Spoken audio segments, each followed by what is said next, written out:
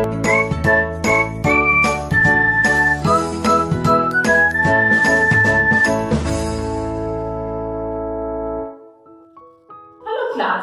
आज हम पढ़ेंगे आपके हिंदी व्याकरण विषय में पाठ 3 शब्द विचार। बच्चों, इससे पहले हमने वर्ण विचार नामक पाठ पढ़ा है। वर्ण विचार आप जानते ही हैं, वर्ण किसे कहते हैं? भाषा की सबसे सूक्ष्मतम इकाई जिसके और खंड नहीं हो सकते, अर्थात जिसे तोड़ा नहीं जा सकता, अर्थात इस मानव मुख से उच्चारित वह ध्वनियां जिसका लिखित रूप वर्ण के नाम से क्या है, पहचाना जाता है, उसे हम वर्ण कहते हैं। शब्द विचार, शब्द क्या है? वर्णों के संयोग से अर्थात वर्णों के मिलने से बनने वाला शब्द जो है, जब वह शब्द कहलाता है। अर्थात क्या है? परंतु कैसा वर्ण? वर्णों का सार्थक समूह जब आपस में मिलता है तब हम उसे क्या कहते हैं? तब हम उसे शब्द कहते हैं। जैसे कि हमारे मुख से जो भी ध्वनि निकलती है, मैंने पहले ही बताया कि हमारे मुख से क्या है, जो भी ध्वनि निकलती है उसके लिखने का एक जो तरीका है वो वर्ण कहलाता है। वह किसी न किसी क्या है कि जो भी हमारे मुख से ध्वनियां निकल रही हैं या किसी न किसी वर्ण का प्रतिनिधित्व कर रही हैं। अगर हमारे मुंह से निकलता है तो क्या है हमारे, या लिखित रूप में इस वर्ण का प्रतिनिधित्व करता है। तो ये क्या है? जब क्या है, वर्णों का सार्थक वर्णों का संयोग होता है तो क्या होता है, तब शब्द का निर्माण होता है। परंतु क्या है, मैंने अभी भी बताया कि सार्थक वर्णों का मिलन अगर हम लिख देते हैं, जैसे यदि हम लिखते हैं, हमने लिखा लकम, तो लकम क्या है? लकम का तो कोई अर्थ ही नहीं है, अर्थात कोई भी वर्ण मैंने उठा के कहीं से भी कहीं पे लिख दिया है। अगर मैंने यहाँ लिखा लकम, तो कोई भी वर्ण मैंने इसका जब कोई मतलब नहीं निकल रहा है तो कोई भी वर्ण कहीं पे भी रखा गया है, अर्थात मैंने भाषा पर ध्यान नहीं दिया, मुझे भाषा नहीं आती है, मुझे वर्णमाला का ज्ञान नहीं है। तो यहाँ पे क्या है, यहाँ पे स्पष्ट होता है कि मुझे हिंदी भाषा का सही तरह से ज्ञान नहीं है। परंतु क्या है, वर्णों का सार्थक संयोग, सार्थक मतलब सही मिलन क्या है? अगर हम लिखते हैं, अगर मैंने लिखा कलम, तो ये क्या है? कलम, कलम जिससे हम लिखते हैं, तो ये क्या है? सार्थक संयोग। यह कहलाता है आपका वर्णों का सार्थक संयोग, जिसे हम कह सकते हैं, वर्णों के सार्थक समूह को हम शब्द कहते हैं। एक बार फिर से क्या, कि वर्णों का सार्थक समूह शब्द कहलाता है। परंतु शब्द जो होते हैं, बच्चों ध्यान दीजिएगा, शब्द जो है वह क्या है, वह स्वतंत्र होते हैं। शब्दों की अपनी एक स्वतंत्र सत्ता होती है। जैसे मैंने लिखा कलम, मैंने लिखा राम, मैंने लिखा राम, मैंने लिखा कलम, तो ये क्या है? ये सब स्वतंत्र हैं। हम अब इसके आगे पढ़ने जा रहे हैं। हम क्या पढ़ेंगे? हमने शब्द विचार, हम पाठ है शब्द विचार, हमने शब्द के बारे में। अब हम क्या पढ़ने जा रहे हैं? शब्द और पद। हमने भी शब्द को पढ़ा, मैंने आपको क्या बताया? वर्णों के सार्थक समूह को शब्द कहते हैं। मैंने आपको ये भी बताया, शब्दों की अपनी स्वतंत्र सत्ता होती है। शब्द को हम क्या कहते हैं, स्वतंत्र, अकेले हम उसको प्रयोग कर सकते हैं। पद, परंतु ये जो पद है ये क्या है? पद, आप कहेंगे कि आपको याद आ रहा होगा, आपने सूरदास के पद पढ़े होंगे, आपने मीरा जी के पद पढ़े होंगे, है ना, आपने कबीरदास के पद अपनी पाठ्य पुस्तक में पढ़े होंगे। परंतु बच्चों आप ध्यान दीजिए कि मैं बात कर रही हूँ किसकी? मैं बात कर रही हूँ पद की। परंतु आपने क्या पढ़ा है? आपने पढ़ा है पद्य। क्या पढ़ा है आपने? आपने पढ़ा है पद्य। सूर के पद्य, मीरा जी के पद्य, मेरे तो गिरधर गोपाल दूसरो न कोई, है ना, इस तरह के अनेकों पद्य। ठीक, तो ये क्या है? ये पद्य है, ये पोएट्री है ना। परंतु हम क्या पढ़ रहे हैं? हम व्याकरण पढ़ रहे हैं। और व्याकरण में हम क्या पढ़ रहे हैं? व्याकरण में हम शब्द और पद पढ़ रहे हैं। ठीक, तो ध्यान दीजिए, मैंने आपको इससे पहले की कक्षा में भी पढ़ाया है। क्या पढ़ाया है? शब्द और पद में अंतर। एक बार फिर से याद करिए कि पद किसे कहते हैं। पद, जब शब्दों का अपना व्याकरणिक परिचय दिया जाता है, अर्थात इससे पहले हम क्या कहेंगे?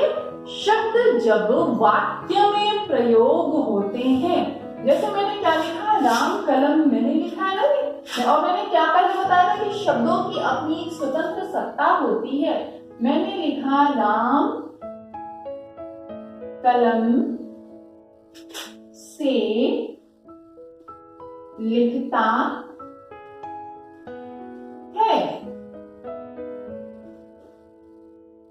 मैंने क्या लिखा? मैंने लिखा राम कलम से लिखता है। तो अब यहाँ पे तो राम और कलम लिखा हुआ है, तो इसकी अपनी स्वतंत्र सत्ता है। कलम, राम, किसी का नाम। परंतु जब मैंने इसको वाक्य में लिख दिया, तो इस वाक्य से अगर मैं एक भी शब्द हटा दूं, अगर मैंने कलम हटा दिया, तो राम से लिखता है। राम कोई लिखने की चीज है। राम कलम से है, कलम से लिखता है कौन? तो अगर हम इसमें से एक भी शब्द हटा दे तो इसके क्या है? स्थिति डामाडोल हो जाएगी, इसकी अपनी सत्ता जो है हिलने लगेगी। अर्थात इसका क्या है? अपना एक व्याकरणिक परिचय है। व्याकरण के आधार पर प्रत्येक शब्द का कोई ना कोई परिचय है। जब हम शब्दों का प्रयोग वाक्य में करते हैं, तब ये शब्द नहीं कहलाते, अर्थात इनकी स्वतंत्र सत्ता समाप्त हो जाती है। उसी प्रकार से जैसे जब आप किसी स्कूल में पढ़ने जाते हैं, तो यदि आपका नाम सुरेश, विवेक कुछ भी है, तो क्या है? आप क्या हैं? आपकी एक क्या है? कोई स्वतंत्र सत्ता नहीं है। सबसे पहले क्या है? आप जिस स्कूल में पढ़ते हैं, आप उसके विद्यार्थी कहे जाएंगे। आपकी एक आइडेंटिटी हुई ना। आपके माता पिता कौन है, वो आपकी आइडेंटिटी है। आपके स्कूल का आई कार्ड आपकी आइडेंटिटी, यानी आपकी स्वतंत्र सत्ता क्या है? नहीं है। आप क्या है? भारत के एक नागरिक हैं, आपकी स्वतंत्र सत्ता नहीं है। उससे पहले क्या हो गई? आप भारत के एक नागरिक हैं। तो यानी कि क्या है? यहाँ पे मैं इस उदाहरण के माध्यम से ये समझाने का प्रयास कर रही हूँ कि जिस प्रकार से आपका अपना एक पहचान पत्र होता है कि आप एक भारत के नागरिक हैं, आपकी एक वोटर आईडी कार्ड होती है, आपका स्कूल आईडी कार्ड है, आपका आधार कार्ड है, सब आपके पहचान होते हैं ना। उसी प्रकार से इन शब्दों की भी पहचान है। इन शब्दों की पहचान क्या है? व्याकरण के आधार पर इन शब्दों के पहचान है। जैसे यदि हम लिखते हैं कि राम कलम से लिखता है, तो राम क्या है? राम संज्ञा है। क्या हो गया? राम संज्ञा है। इसका परिचय क्या हुआ? राम संज्ञा है। अब राम कौन सी संज्ञा है? तो यह क्या हो गया? व्यक्तिवाचक संज्ञा है। ठीक, तो इसका एक परिचय और हो गया, क्या कि ये व्यक्तिवाचक, यह व्यक्तिवाचक संज्ञा है। ठीक, अब इसके साथ में और क्या है? ये एक वचन है, एक और पहचान हो गया। ठीक, अब इसकी और पहचान ये पुल्लिंग है। ठीक, तो इस प्रकार से आप एक शब्द का देखिए किस तरह से इसका व्याकरणिक परिचय बढ़ता जा रहा है। ठीक, तो उसी प्रकार से कलम का भी परिचय है, उसी प्रकार से भी है। ये क्या है? ये कारक है। ठीक, लिखता है, क्रिया है, कौन सी क्रिया है, क्या है। तो इस प्रकार से ये जो है इसका जब हम परिचय बताने लगते हैं, अर्थात क्या हो गया? यह आपका जब कोई भी शब्द वाक्य में प्रयोग किया जाता है तो वह क्या कहलाता है? वह पद कहलाता है। अब आपकी समझ में आ गया होगा। हम क्या पढ़ रहे हैं? शब्द और पद। तो शब्द क्या है? शब्द की अपनी एक स्वतंत्र सत्ता होती है। ये क्या है? यह वर्णों का सार्थक समूह है, इसे हम शब्द कहते हैं। पद, जब कोई भी शब्द वाक्य में प्रयोग किया जाता है और तो क्या होता है? तब हम उसे पद कहते हैं। क्यों? क्योंकि वह एक व्याकरणिक इकाई में बंध जाता है, अर्थात उसका अपना एक व्याकरणिक पहचान, व्याकरण के आधार पर उसकी अपनी एक पहचान हो जाती है। तब क्या हो जाता है? वह पद कहलाता है। ठीक, अब हम पढ़ते हैं क्या? हम पढ़ते हैं शब्दों का वर्गीकरण, अर्थात शब्दों को अब हम बांटते हैं। शब्द किस आधार पे बांटे गए हैं? हमने क्या कहा? हमारा पाठ है शब्द विचार। हमें शब्दों के बारे में बात करनी है, शब्दों पे विचार करना है। ठीक, तो क्या है? शब्दों का वर्गीकरण। हम शब्दों को बांटते हैं। शब्द कैसे बढ़ते हैं? ठीक, अब हमारी हिंदी भाषा जो है वो क्या है? वह एक ऐसी माला के समान है जिसमें विभिन्न प्रकार के फूल लगे हुए हैं। विभिन्न प्रकार के फूल अर्थात कि विभिन्न भाषाएं हमारे हिंदी भाषा में प्रयोग की जाती है। तो कौन से शब्द कहाँ से आए हैं, कैसे आए हैं? ठीक, तो हमारी हिंदी भाषा में जब हम इसका वर्गीकरण करने लगते हैं तो सबसे पहले वर्गीकरण के आधार पे आता है स्रोत या उत्पत्ति के आधार पर शब्दों का वर्गीकरण। रचना या दूसरा क्या है? रचना या बनावट के आधार पर शब्दों का वर्गीकरण। ठीक, अब तीसरा है प्रयोग के आधार पर शब्दों का वर्गीकरण। विकार के आधार पर अर्थात परिवर्तन जो होता है, विकार के आधार पर शब्दों का वर्गीकरण। फिर है आपका अर्थ के आधार पर शब्दों का वर्गीकरण। ठीक, तो इस प्रकार से हम पढ़ेंगे शब्दों का वर्गीकरण। शब्दों के वर्गीकरण में जैसा कि पहले मैंने बताया क्या है कि सबसे पहले है स्रोत या उत्पत्ति के आधार पर। स्रोत या उत्पत्ति। स्रोत अर्थात शब्द का स्रोत कहाँ है, मूल, वो निकल कहाँ से रहा है, उसकी उत्पत्ति, उसका जन्म कैसे हो रहा है। जैसे गंगा या यमुना का एक उद्गम स्थल है ना, गंगा यमुना नदियां हैं, इनका उद्गम स्थल जहां से भी है। जैसे गंगा कहाँ से आ रही है? गंगा गंगोत्री से निकल के आ रही है, यमुना यमुनोत्री से निकल के आ रही है, तो इनका एक उद्गम स्थल है ना। तो उसी प्रकार से बच्चों शब्दों का भी एक उद्गम स्थल है, अर्थात उनका जन्म कहाँ से हो रहा है। तो वो वही है स्रोत या उत्पत्ति के आधार पर शब्दों का वर्गीकरण। जैसा कि मैंने पहले ही बताया कि हमारी हिंदी भाषा जो है एक ऐसी माला के समान है जिसमें विभिन्न प्रकार के फूल लगे हुए हैं। जैसे किसी माला में बेला, गुलाब, गेंदा, चंपा, चमेली, कई प्रकार के फूल होते हैं किसी माला में। उसी प्रकार से हमारी हिंदी भाषा में भी संस्कृत के शब्द हैं, और क्या है, देशी शब्द हैं, विदेशी शब्द हैं, बहुत सारे शब्द हैं हमारे हिंदी भाषा में। तो जैसे कि मैं ट्रेन से यात्रा कर रहा था या मैंने ट्रेन से यात्रा की, तो हम अगर हिंदी भाषा में इसका प्रयोग करें तो मैंने लौह पथगामिनी से यात्रा की। लौह पथगामिनी, लोहे के पथ पर, लोहे के रास्ते पर चलने वाली गाड़ी से मैंने यात्रा की।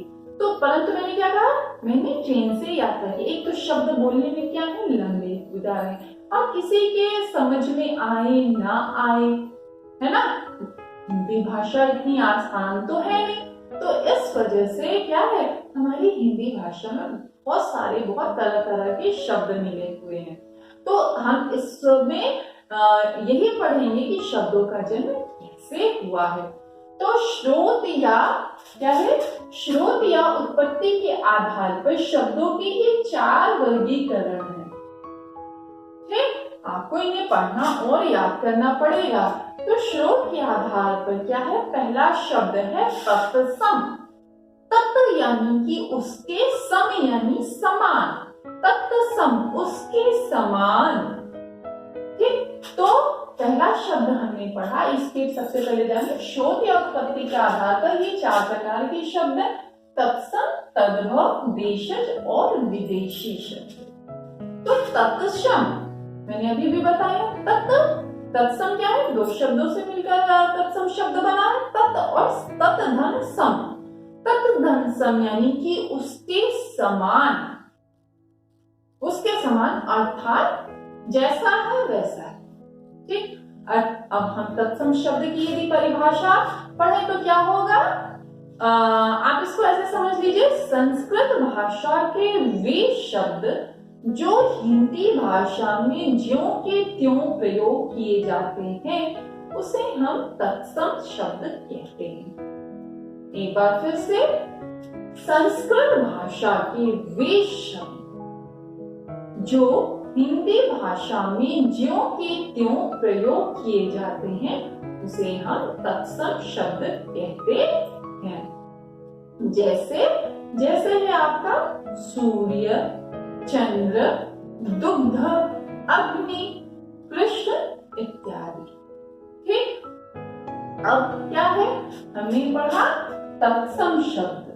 ठीक, तो तत्सम शब्द में आपने जाना क्या कि संस्कृत भाषा में जो शब्द है वो क्या है, वो हिंदी भाषा में ज्यों के त्यों प्रयोग किए जाते हैं, उसे हम क्या कहते हैं, उसे हम तत्सम शब्द कहते हैं। दूसरे नंबर पे क्या है, तद्भव शब्द।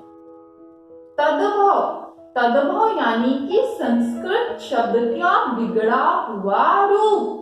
तद्भव शब्द भी 2 शब्दों से मिलकर बना है, तद धन भव। तत्सम क्या था, तत्सम क्या है आपका, तत् धन सम। ठीक, तत्सम ये क्या है आपका, ये है आपका तद धन भव। तद धन भव यानी कि उससे और उससे, भव का अर्थ है होने वाला, उससे होने वाला क्या है, तद धन भव। भव का अर्थ होता है होने वाला। तो तद्भव यानी कि क्या हो गया, आप इसकी परिभाषा को इस प्रकार से समझिए कि संस्कृत भाषा के वे शब्द जो अपना रूप खोकर, अपना उनका जो रूप है उसको हम खोकर अर्थात बिगड़कर हिंदी भाषा में प्रयोग किए जाते हैं उसको हम तद्भव शब्द कहते हैं। जैसे तत्सम शब्द क्या था, सूर्य। सूर्य का बिगड़ा हुआ शब्द क्या है, सूरज। हमने क्या कहा तत्सम में दुग्ध, दुग्ध का बना हुआ रूप दूध। तो इस प्रकार से क्या है, इस प्रकार से तत्सम शब्द संस्कृत भाषा के वे शब्द जो के त्यों हिंदी भाषा में प्रयोग किए जाते हैं उसे हम तत्सम शब्द कहते हैं। तद्भव शब्द वे शब्द जो संस्कृत भाषा के शब्द हैं परंतु वह बिगड़ कर हिंदी भाषा में प्रयोग किए जाते हैं उन्हें हम तद्भव कहते हैं। जैसे अक्षी, अक्षी अर्थात आंख, हम क्या कहते हैं, हम आंख कहते हैं, हम अक्षिणी कहते हैं तद्भव में। ठीक, तो इस प्रकार से हमने जाना तत्सम और तद्भव शब्दों को हमने जाना। अब हम पढ़ते हैं देशज। देशज देश धन ज, देश में जन्म लेने वाला, अर्थात अपने देश में जिन शब्दों का प्रयोग हम क्या करते हैं, हम अपने हिसाब से करते हैं। हम स्वयं उन शब्दों के क्या होते हैं, निर्माण करता होते हैं, उन्हें हम कहते हैं देशज शब्द। जैसे पेट, पगड़ी, पगड़ी लगाते हैं ना पगड़ी, तो वो क्या है, वो देशज शब्द है। जैसे है आपका डिबिया, लोहा, थपथपाना, चहचहाना आदि ऐसे ही शब्द, जिन शब्दों को क्या मैंने इसकी परिभाषा क्या है, देशज शब्द कौन है, देशज शब्द वे हैं जिनका जन्म देश में होता है, अर्थात हमारे अपनी मिट्टी में उनका जन्म हुआ। इसको जन्म दे अपनी सुविधा के अनुसार इसको जन्म देने वाले हम ही हैं। ऐसे शब्द देशज शब्द कहलाते हैं। जैसे झुग्गी, चिड़िया, लड़का, पेटी इत्यादि शब्द। अब है आपका विदेशी शब्द। तो बच्चों, विदेशी शब्द को जानने से पहले आप ये जानिए कि हमारे भारत देश क्या था। हमारा भारत देश बहुत दिनों तक गुलाम था, बहुत ही समय तक। और क्या है कि हमारे को बहुत सारे लोगों ने शासन किया। कभी मुगलों ने शासन किया, कभी पुर्तगालियों ने शासन किया, कभी अंग्रेजों ने शासन किया। तो लोग आए यहाँ पे तो सिर्फ शासन ही नहीं किया, हमारे तौर तरीकों और हमारी संस्कृति को भी सीखा और हमने भी उनके तौर तरीकों और संस्कृति को सीखा। यहाँ पे क्या होता है, जब दो लोग आपस में मिलते हैं तो आपस में एक दूसरे की संस्कृति, भाषा, बोली को अडॉप्ट करते हैं, सीखते हैं कि वो क्या है, कैसे हैं। तो हमारी हिंदी भाषा में उनके भी कुछ शब्द आकर मिल गए, तो उन्हीं शब्दों को हम विदेशी शब्द कहते हैं। जैसे मैंने एक आपको सर्वप्रथम उदाहरण दिया, हम ट्रेन से यात्रा कर रहे हैं, तो ट्रेन शब्द क्या है, ट्रेन शब्द विदेशी शब्द है।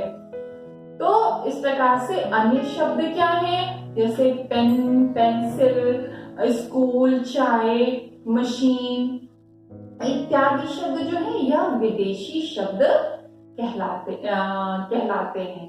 एक बार फिर से समझिए, हमारी हिंदी भाषा में बहुत सारे विदेशी शब्द मिले हुए हैं। क्यों? क्योंकि हम बहुत समय तक विदेशियों के संपर्क में थे। इस प्रकार से हमने उनकी भाषा बोली को भी ग्रहण किया और जिस कारण से हमारी हिंदी भाषा में उनके शब्द आकर मिल गए। तो इन शब्दों को ये शब्द जो है विदेशी शब्द कहलाते हैं। अब जैसे यदि मैं कहूँ कि दंतल विभाग में दूरभाष यंत्र द्वारा संपर्क स्थापित कर अग्निशमन की व्यवस्था की गई, तो यह वाक्य जो है थोड़ा कठिन सा है। क्यों? क्योंकि इसमें मैंने कैसे कैसे शब्द का प्रयोग किया, अग्निशमन, दूरभाष और संपर्क इत्यादि थोड़े कठिन क्लिष्ट हिंदी भाषा के शब्दों का प्रयोग किया। परंतु यदि हम इसी वाक्य को कुछ इस ढंग से कहें, फायर ब्रिगेड ऑफिस में टेलीफोन करके उनसे संपर्क स्थापित किया गया, तो यह वाक्य जो है सभी की समझ में आसानी से आ जा रहा है। तो इस प्रकार से विदेशी भाषा के शब्द भी हमारी हिंदी भाषा को क्या बनाते हैं, समृद्ध बनाते हैं। और क्या है, हमें इससे समझने में आसानी भी होती है। तो बच्चों, आज हमने क्या पढ़ा? आज हमने पढ़ा शब्द विचार नामक पाठ में हमने सबसे पहले पढ़ा शब्द वर्णों के सार्थक संयोग को हम शब्द कहते हैं। वर्णों का सार्थक समूह शब्द कहलाता है। जैसे राम, कमल, पुष्प, फूल इत्यादि। शब्द और पद। शब्द आप जानिए, पद क्या है? पद जब किसी शब्द का व्याकरणिक आधार पर परिचय दिया जाता है या कोई शब्द जब वाक्य में प्रयुक्त होता है तो उसे हम पद कहते हैं।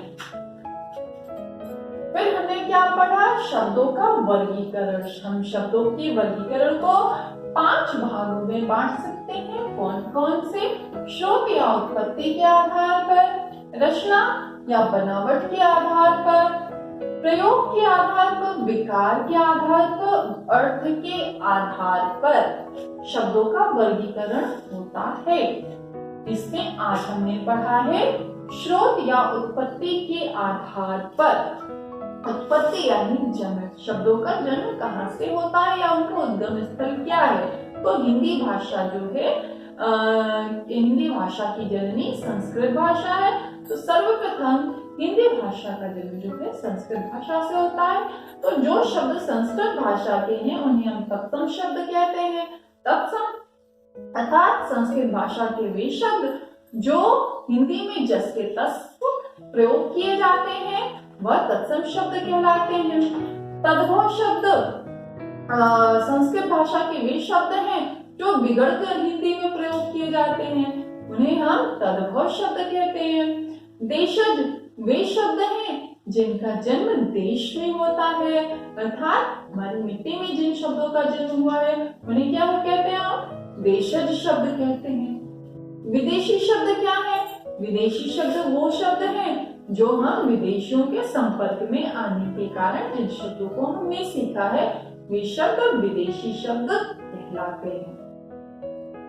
तो बच्चों, इस प्रकार से हमने आपके पाठ में आज हमने इतना सब पढ़ा है। तो आप इन शब्दों को और इन परिभाषाओं को पढ़ेंगे और याद करेंगे।